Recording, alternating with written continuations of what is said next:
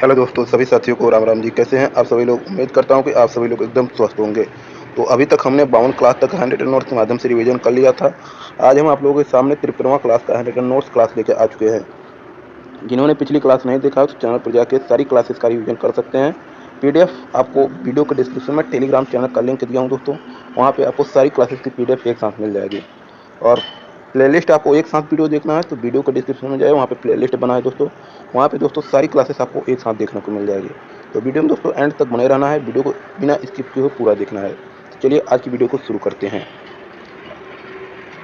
आज का हमारा टॉपिक रहने वाला है संघ लोक सेवा आयोग जिसे यूपीएससी कहते हैं, राज्य लोक सेवा आयोग जिसे एसपीएससी कहते हैं, राजभाषा ऑफिशियल लैंग्वेज कहते हैं, और लोकपाल।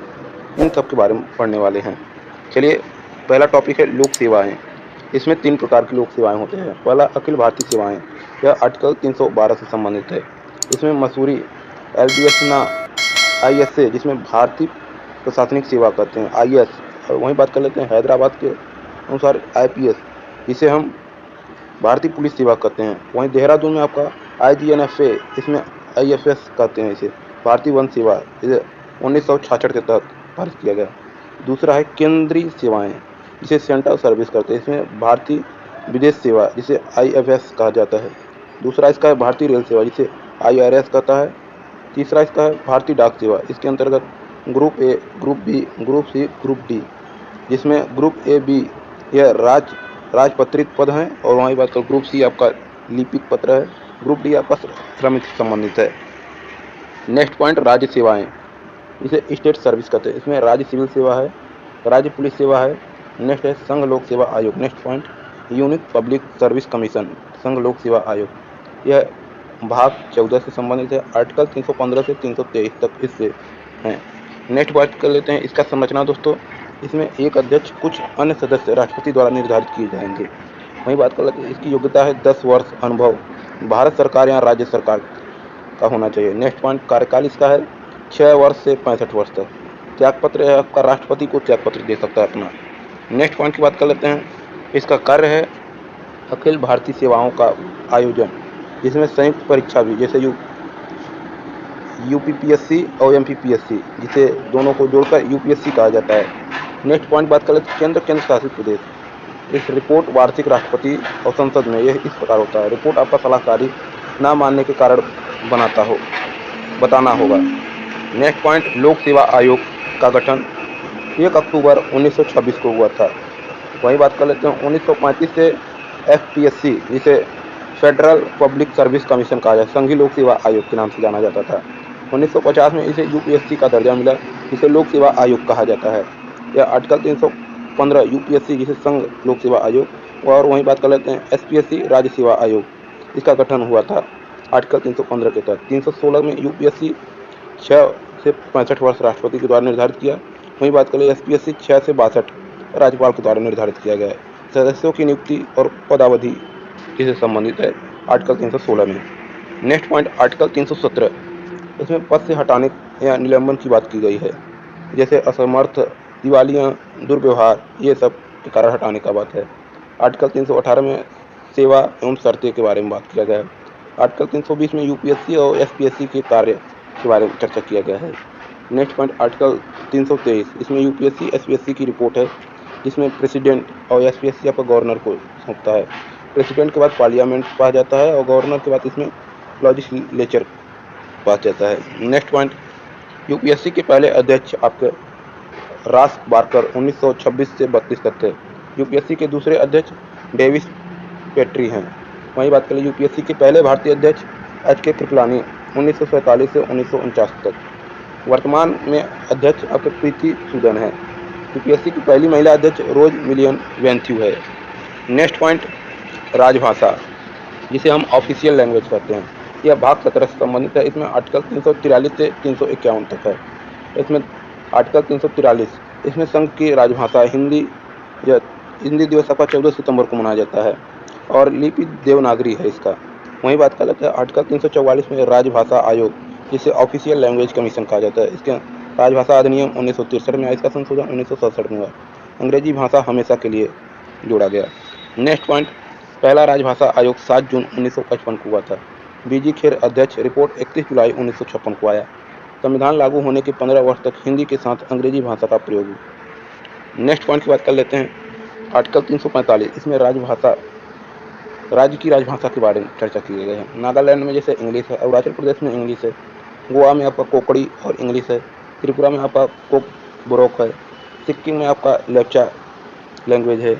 वहीं नेक्स्ट पॉइंट की बात कर लेते हैं। आर्टिकल 348, इसमें सुप्रीम कोर्ट और हाई कोर्ट की भाषा के बारे में चर्चा किया गया है।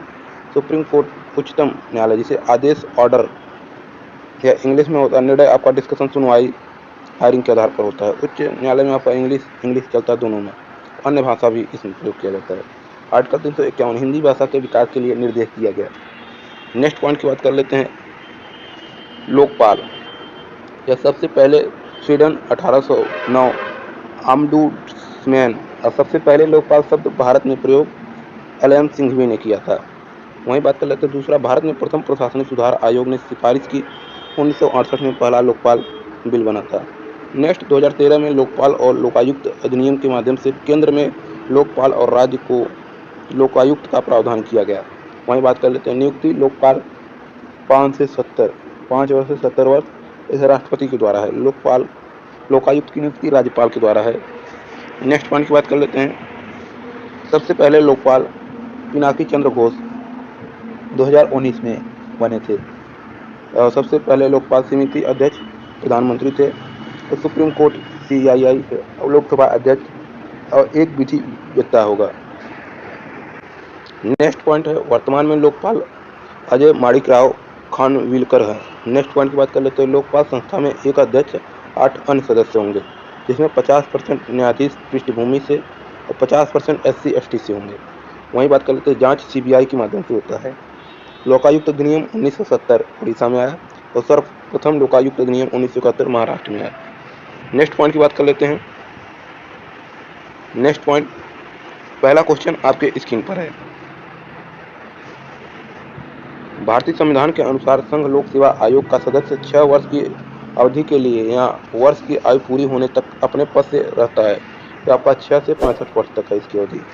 नेक्स्ट दूसरा क्वेश्चन, संघ लोक सेवा आयोग के संबंध में निम्नलिखित में से कौन सा कथन सही है? तो आपका ऑप्शन C सही है। B और C दोनों सही है। भारत सरकार अधिनियम 1935 के फेडरेशन के लिए एक लोक सेवा आयोग और प्रत्येक प्रांत या प्रांतों के समूह के लिए एक प्रांतीय लोक सेवा आयोग की परिकल्पना की गई है। और C ऑप्शन 1950 में संविधान के अनुच्छेद 378 के खंड फर्स्ट के आधार पर संघीय लोक सेवा आयोग को संघ लोक सेवा आयोग के रूप में जाने लगा।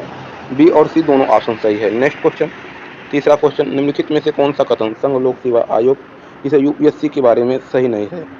तो आपका ऑप्शन C, किसी व्यक्तिगत मंत्रालय या विभाग के पास संघ लोक सेवा आयोग UPSC की सलाह को स्वीकार करने का कोई शक्ति नहीं है। तो ये आपका क्वेश्चन के हिसाब से ये ऑप्शन सही हो जाएगा। नेक्स्ट क्वेश्चन नंबर चौथा आपके स्क्रीन पर है। संघ लोक सेवा आयोग प्रतिवर्ष को अपनी रिपोर्ट प्रस्तुत करता है। तो ये आपका प्रतिवर्ष राष्ट्रपति को रिपोर्ट प्रस्तुत करता है। नेक्स्ट क्वेश्चन नंबर 5, सिविल सेवा परीक्षा की समीक्षा हेतु संघ लोक सेवा आयोग ने जुलाई 2000 में किसकी अध्यक्षता में एक समिति का गठन किया था? तो ये आपका प्रोफेसर योगिंदर कुमार अलग थे। प्रोफेसर योगिंदर कुमार अलग। नेक्स्ट क्वेश्चन नंबर 6, भारतीय संविधान का निम्नलिखित में से कौन सा अनुच्छेद लोक सेवा आयोग से संबंधित है? तो आपका ऑप्शन B अनुच्छेद 315। नेक्स्ट क्वेश्चन नंबर 7 आपके स्क्रीन पर है। अखिल भारतीय सेवाओं का प्रावधान किस अनुच्छेद के तहत दिया गया? तो आपका ऑप्शन A अनुच्छेद 312 के तहत। नेक्स्ट क्वेश्चन नंबर 8, लोकपाल संस्था के निर्माण की सबसे पहली सिफारिश किसके द्वारा की गई? तो आपका ऑप्शन D प्रशासनिक सुधार आयोग के द्वारा। नेक्स्ट क्वेश्चन नंबर 9 आपकी स्क्रीन पर है। लोकपाल और लोकायुक्त अधिनियम 2013 के अनुसार लोकपाल में अध्यक्ष सहित अधिकतम सदस्य शामिल होंगे। तो आपका अधिकतम 9 सदस्य शामिल होंगे। नेक्स्ट क्वेश्चन नंबर 10 आपके स्क्रीन पर है। पहला लोकपाल बिल भारत की संसद में कब पेश किया गया? तो आपका 1968 में पेश किया गया। नेक्स्ट क्वेश्चन नंबर 11, लोकपाल शब्द सर्वप्रथम किसने दिया था? तो लोकपाल शब्द सर्वप्रथम LM सिंघवी ने दिया था। नेक्स्ट क्वेश्चन नंबर 12, संघ की राजभाषा हिंदी और लिपि देवनागरी होगी, यह वाक्य संविधान के किस अनुच्छेद में लिखा गया? तो यह वाक्य आपका भारत के अनुच्छेद 343 फर्स्ट में लिखा गया। नेक्स्ट क्वेश्चन 13वां क्वेश्चन आपकी स्क्रीन पर है। राज्य भाषा आयोग गठित करने के प्रावधान संविधान के कौन सा अनुच्छेद में है? तो आपका ऑप्शन डी 344 में है। नेक्स्ट क्वेश्चन नंबर 14 आपकी स्क्रीन पर है।